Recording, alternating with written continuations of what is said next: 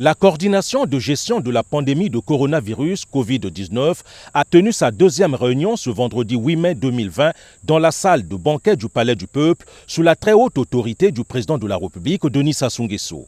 En rappel, cette coordination a pour mission principale de définir et de faire exécuter des politiques et mesures de nature à préserver les vies humaines et atténuer les préjudices sociaux et économiques consécutifs à la pandémie qui frappe le Congo depuis près de 3 mois. Les membres de la coordination nationale ont examiné le rapport de la Task Force présenté par son président, le ministre d'État Gilbert Ondongo. Les indications données par le ministre d'État Ondongo, président de la Task Force, ont permis à la coordination nationale de faire un large bilan d'étape de l'exécution des mesures annoncées depuis l'édiction initiale de l'état d'urgence sanitaire en République du Congo. Cette présentation a également permis un large tour d'horizon des mesures d'ores et déjà prises et une projection vers les mesures complémentaires qui devront être édictées dans le cadre de la gestion de la crise née de l'apparition de la pandémie à coronavirus dans notre pays. Ensuite, ils ont suivi la présentation du rapport du comité technique de riposte par la ministre de la Santé, Jacqueline Lydia Mikolo.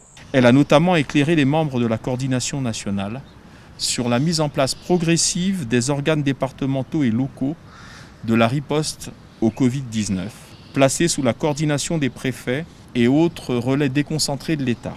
Cette réponse améliore grandement l'efficacité de la riposte en l'adaptant au plus près du terrain et des populations.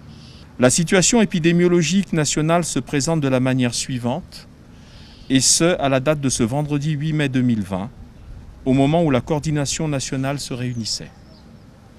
Nombre de cas déclarés positifs au Covid-19, 288, soit 14 cas supplémentaires au cours des dernières 24 heures. 12 nouvelles guérisons, ce qui porte à 45 le nombre de personnes guéries.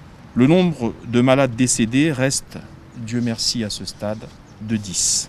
Au terme de cette session, la coordination nationale a chargé le Premier ministre, chef du gouvernement Clément Mwamba, assisté pour ce faire par la Task Force, de lui soumettre un plan global et complet de déconfinement progressif qui pourrait être mis en œuvre par étapes à compter du 16 mai 2020.